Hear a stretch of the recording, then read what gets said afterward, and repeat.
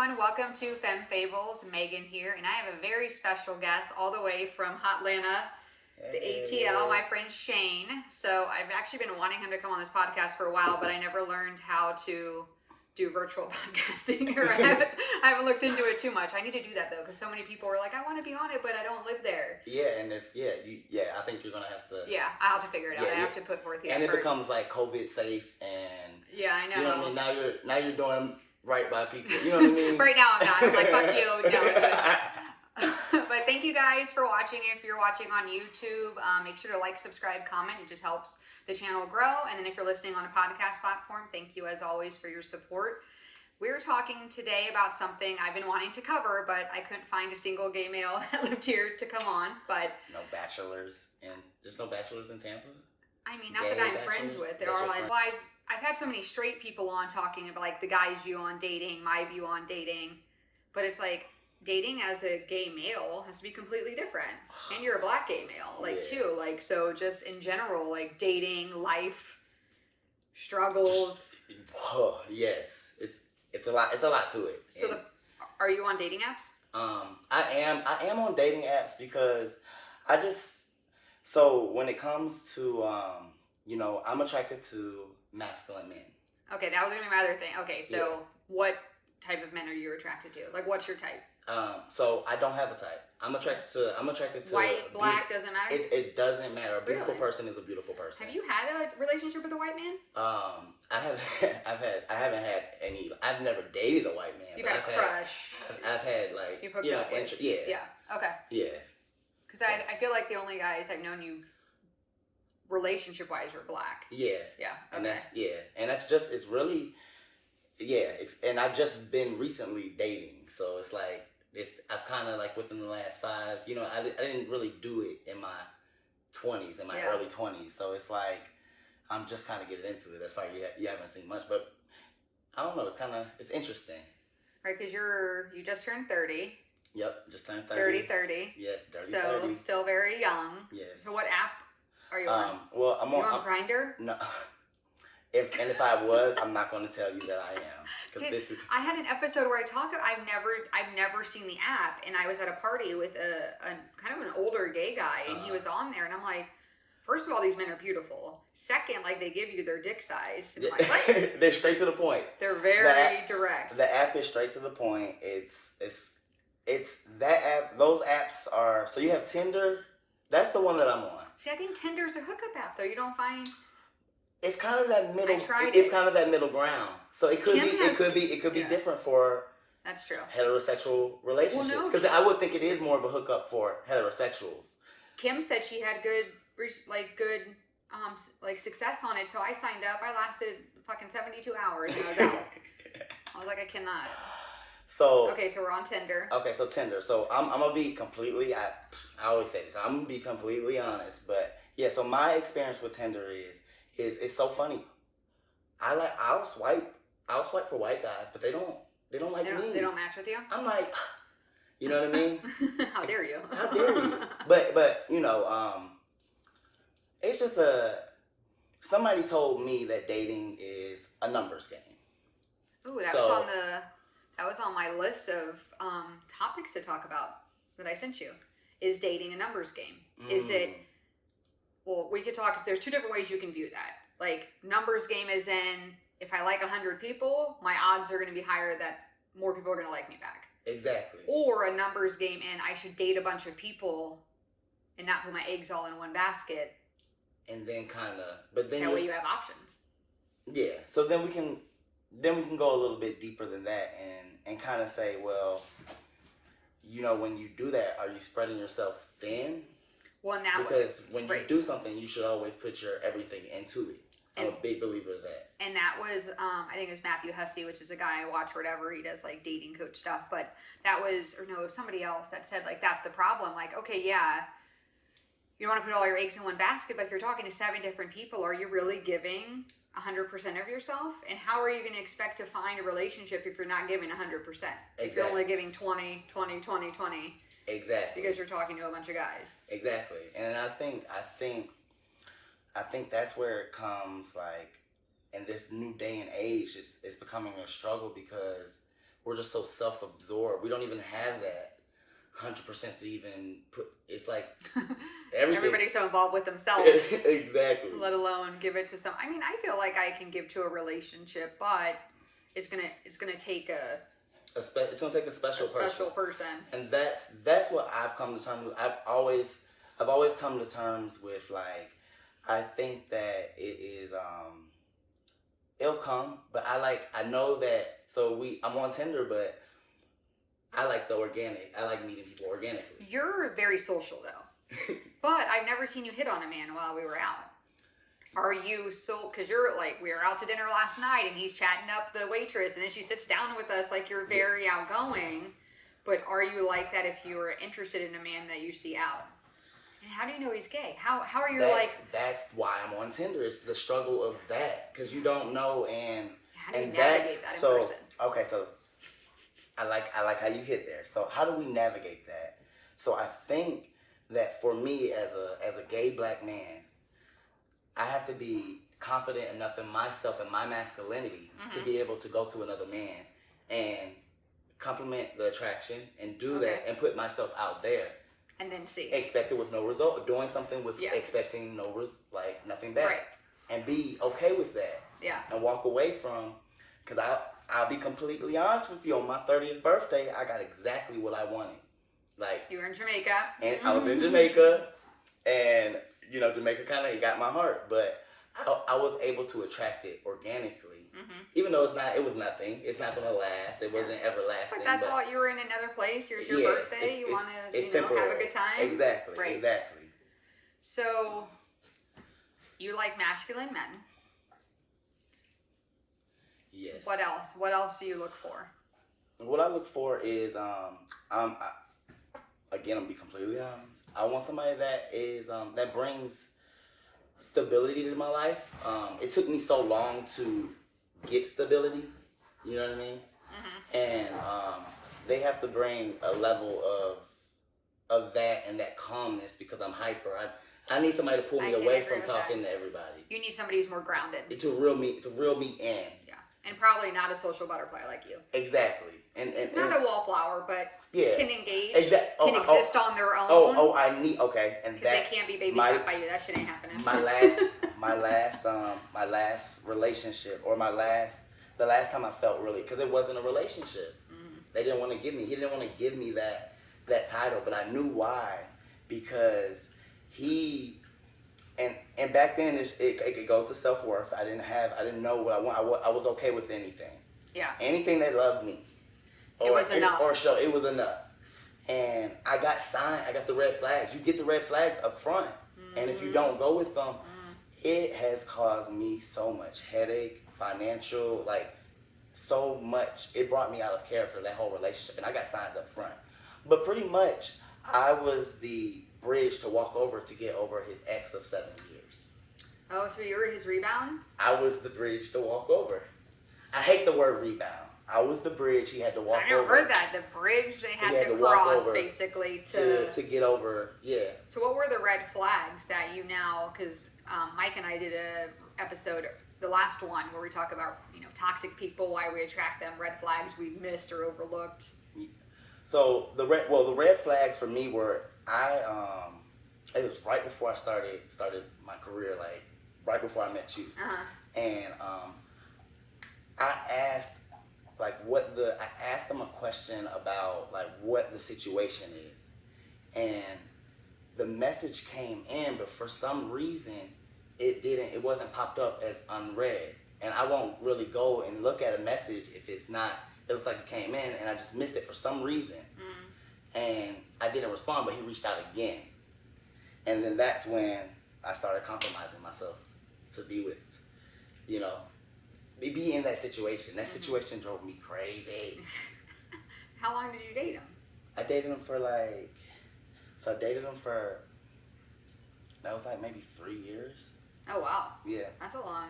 And throughout, when we dated, and that's the thing, I'm so big on trying to bring value to someone. If I can offer any value to someone, I want to bring it to their life. You know what I mean? So if you can't figure out I was the person that was like, hey, no, you need to move out. He don't care about you. Yeah. and I shouldn't have done that. And he told me that one day. You pushed me to do it when I wasn't ready. I got him a job with State Farm, and he couldn't figure out the job thing, and now he's good. He works in like IT and doing something creative path.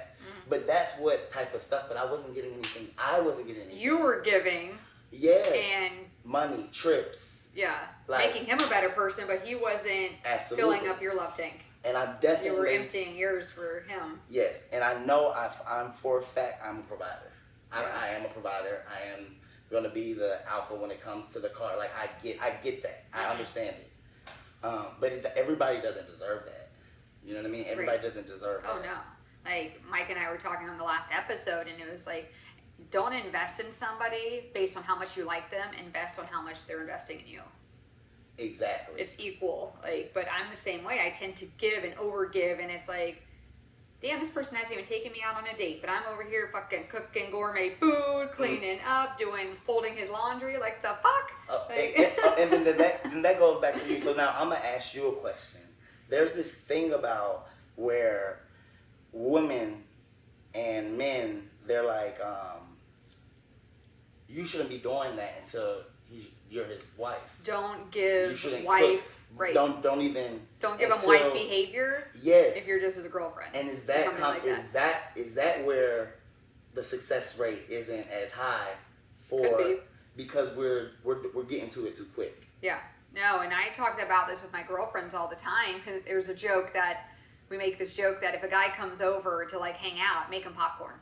That's it. You get some popcorn. Popcorn and a Diet Coke.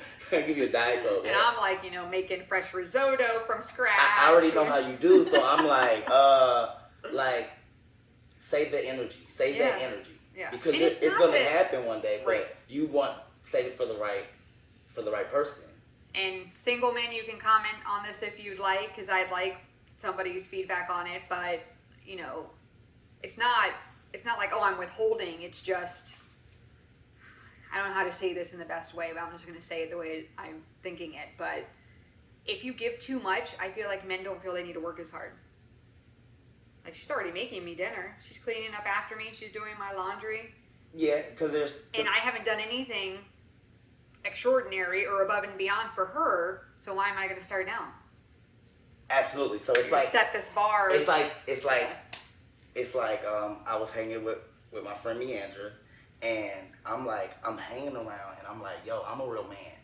Like, her daughter and her, like, I need to start opening up the door for the women that are in my life. Yes. I don't do that, and now it's becoming. I'm waking up to that point, like, that you don't have to be my wife, but you're a beautiful woman. Let me help you out the car. Let me make sure that you are being nurtured, because that's what I'm a man, and that's what I'm supposed to do. What I think it's important though is, how old's your daughter? No, I'm not opening up my man's car. No, absolutely. No. We're not doing that. How old is her daughter? Her daughter is she looks like 7. She looks 6 or 7. Yeah. Right? I've been telling people that Cloud is. Oh, I'm sorry. I've been telling people that Cloud is 9, 8, 10. I'll just be throwing numbers out there, and he's actually 6 or 7. But the reason why I say that is because I tell my guy friends that have daughters, and something as you see her, teach her the way a man should treat her, opening her door, so she doesn't, accept anything less than that. Exactly. I knew a lady that I used to work with at my prior company who would have her son take her on dates so that she could teach him, this is how you treat a woman. He opened her car door. He opened the door. Absolutely. He earned money. He paid for the dinner. This kid's only 9. But that's the problem, is that people aren't teaching these young kids how to actually date, and all they're doing is hooking up with each other and just creating generational curses. Right. And not creating deep, meaningful relationships. But I remember meeting this boy, and he's the cutest kid too. He's so cute, and I still follow her on Instagram. And we talk here and there, but just the sweetest kid. He would be like, "Do you need a drink?" Jesse's son is like that. Oh, really? Yeah.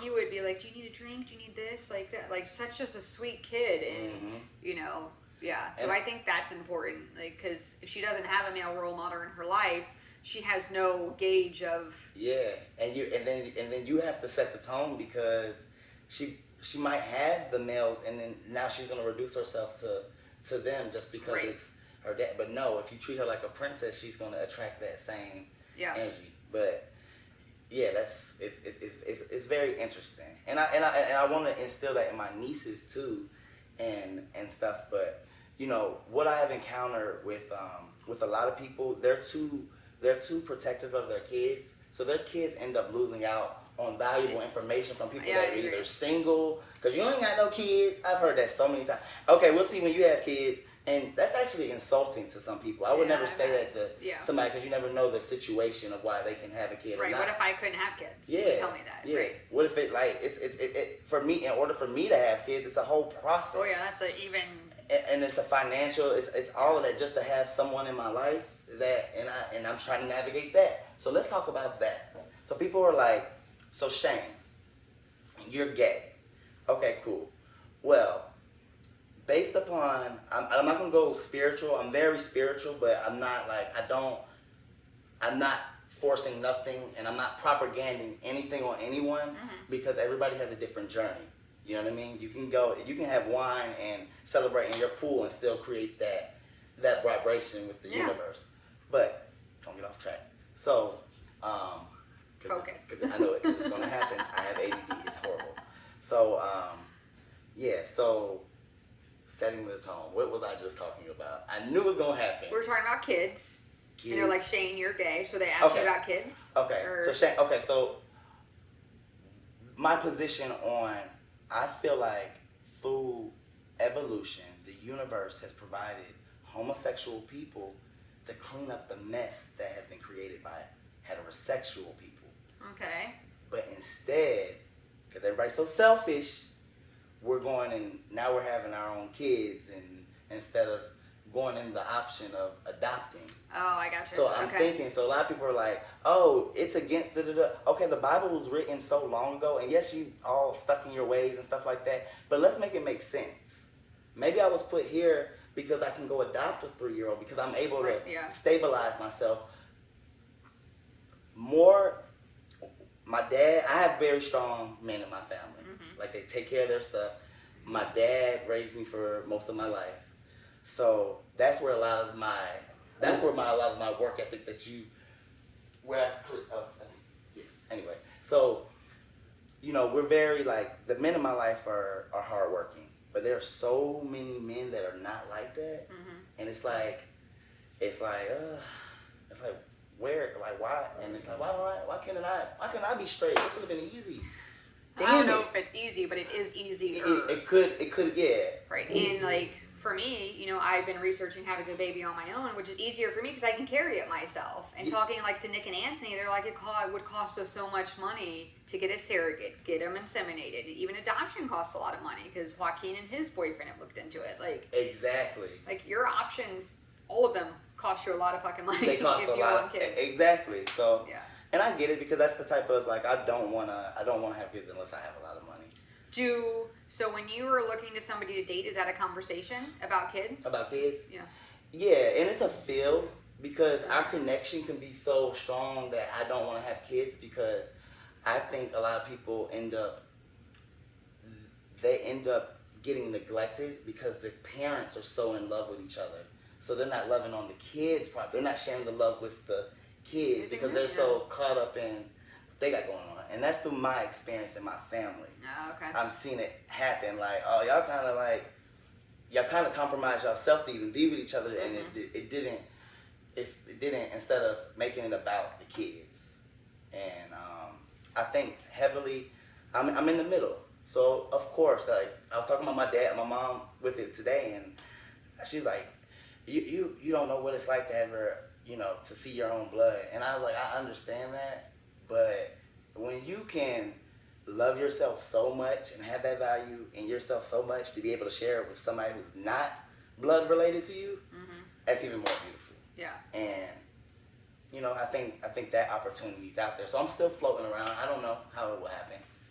Because I mean, for me, I want kids. Yes. So it's always been a deal breaker. If they're like, yeah, I don't want kids, I'm like, there's really no point in us continuing. Because that's usually not, some people don't teeter-totter. If they're like, I don't want kids, they're usually, I don't want kids.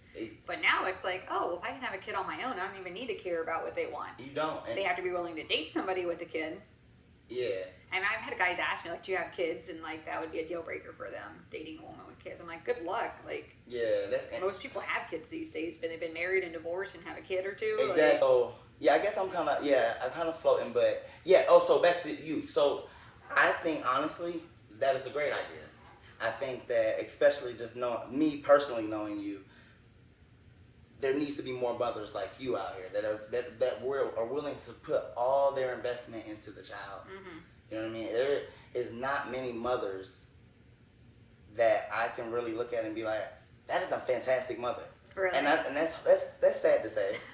I know that's kind of like, you know what I mean? It's not, but that's just people. It's just I see it a lot of the same. But I also see, because I used to be in the service industry, so I'm always serving people. I saw the other end of it too. Yeah. I see these beautiful families, how they're taken. Like I see it on.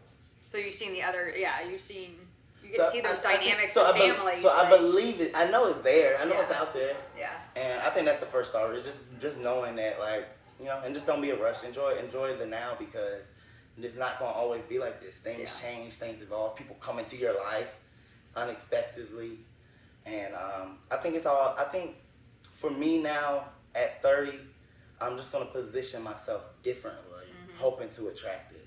And I'm actually, after this, I think I'm gonna get off all the apps.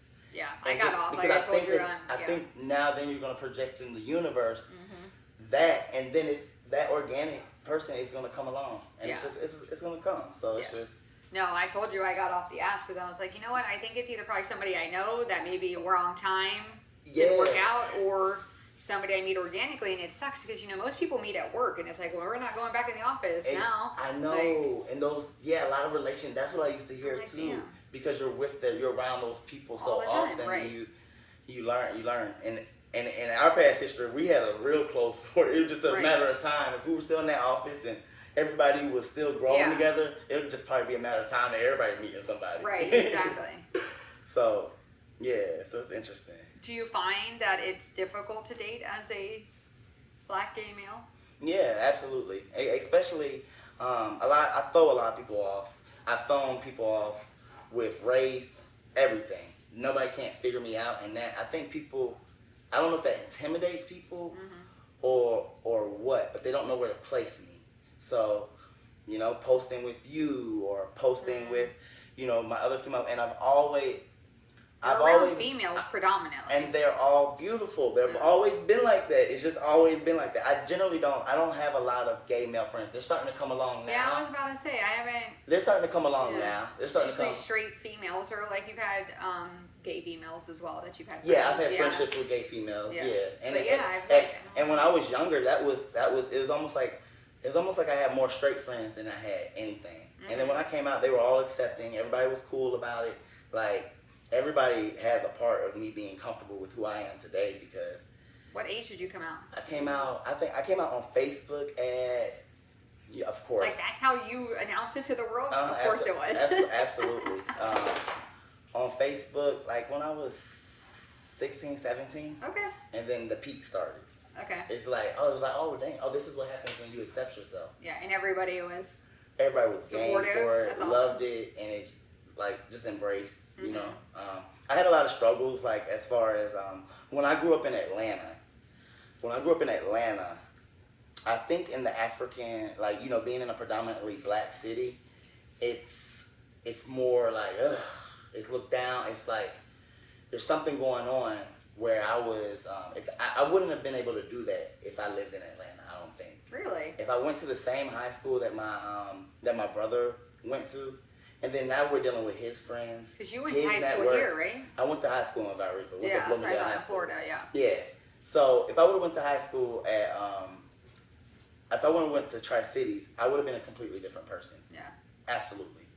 They even took me because they saw what was going on with me when I was in middle school, and they took me out of the. It was back when Bush was president, and he created a program called No Child Left Behind. Yeah. The worst program in the world. Well, I'm not gonna say it's the worst. No, it's not the worst, because I benefited from it. Yeah. So, but they took us from the south side to the north side of Atlanta. Oh, so they took us from, in my perspective, back then, and it's changed, and it's taken a long time to change. almost like taking it from the hood to the nice, and now their education is better than our education. So now you're telling me that our teachers in our schools aren't qualified and that's what I had to deal with that struggle. But my parents put me into that program because I wasn't connecting with my own people in my community. In the South Side. Yeah, because I was light skinned. Because I got people you. picked up on. So then, if you attacked on coming out as a gay, light-skinned black male, you probably would have got it's something like made fun of. Yeah, or it just would have put some detriment. It would have put some detriment on my soul. Like I already know. It's just. So you think that definitely helped? Oh yeah, absolutely, it did. It helped coming down here because I feel like I don't know. It's just. I guess everything happens for a reason. I was just glad it was a part of the process. It was a part of the process. So, are there a lot of black gay men on Tinder?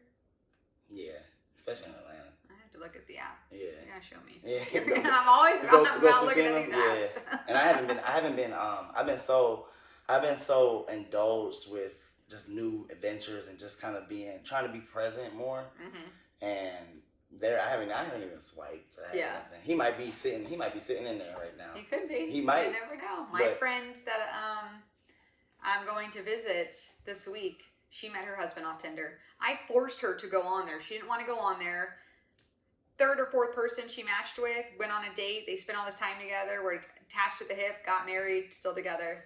I've heard, and I'm like, the fuck. And I'm over here. Ain't that crazy though? But that's why I said, just if you see, a lot of people are insane, so they do something expecting a different result. If I'm not having success, I know I don't want, depending on the type of bar. So you can't. Some people be like, oh, you don't want to meet somebody at a bar, but that's all relative. I don't want to meet somebody at a raggedy bar, but if it's a nice bar with good drinks and I'm having a learning experience while eating and drinking and I'm gaining something from it, I'll be happy to meet him there. Yeah. You know what I mean? You can meet people at some ratchet ass places though. I love dive bars.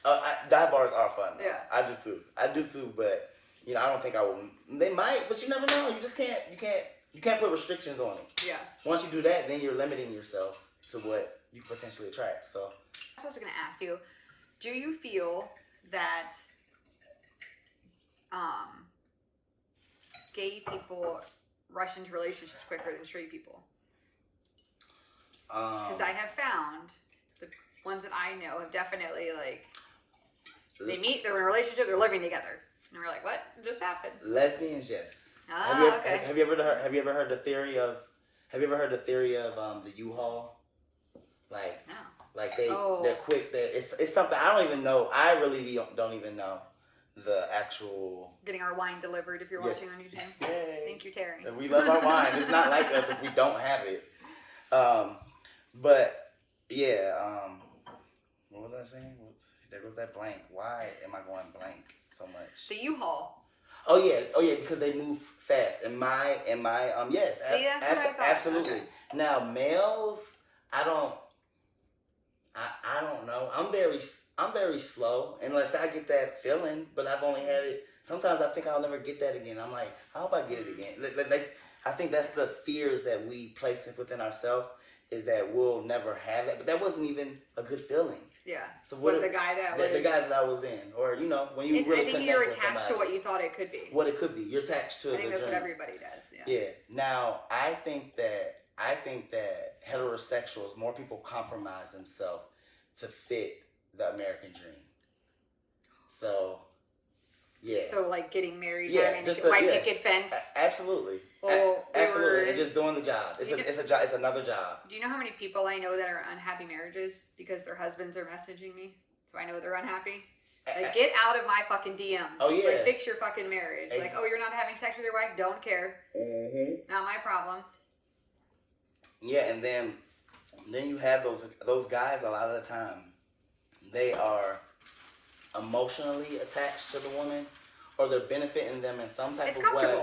Yeah, and the whole phrase. I think they is love cheaper them, to and keep there's her. something. Oh yeah. That's true. I've seen so many women take. Terry actually just told me that somebody said that to her the other day. Oh, cheaper, yeah, and it's like I've had men tell me that. Like, yeah, especially if they can just get out on the side and cheat. Well, Yeah, why not? well, and then it goes into women become really vindictive and like what you told me, those stories. I'm not gonna say the name, but Yeah. those stories you were telling me about, they come like that, and then the whole child support and all that. I know people that colleagues that I'm like, why are you still? You better go start a business. That the child support is being taken out of their check. I get it, but I know for a fact, just by my experience and seeing where that money goes, a lot of times they don't go to the child. Oh no, usually Absolutely not. not. You know what I mean? Like, and if you're actually a smart person receiving any type of financial benefit or something like that, it should be going into some fund where it's making money. Right. But we're not gonna get to that. You know what I mean? But yeah, I don't know. Do you think you're picky? Yeah, it's annoying. Do you think It's annoying. It's like, it's so funny. Yeah. I mean, we talked about I don't this off camera settle. last I don't night. settle. I don't think you need to settle, but I think you need to be more open to different things, and just be a little bit more open and accepting. And I think that just comes with not just go based on physically what you see. Physically, yeah. Yeah, because that, and I know you don't, but that's what catches your eye. Most people's eye, that's essentially. But yeah. then, are you a good person? Yeah. What's your character like? Yeah. What do you know what I mean? Yeah. Which I know you're like that. You. Because a lot of people, they're beautiful, but they're ugly inside, and then they'll use it against you. Like, I heard a story about this boy who was flirting with this girl. This is a young kid from Baltimore, Maryland. Not really, like, you know what I mean, just a young kid. But he pretty much, like, was flirting with her. He's very attractive, so flirting with her, and then ended up robbing her.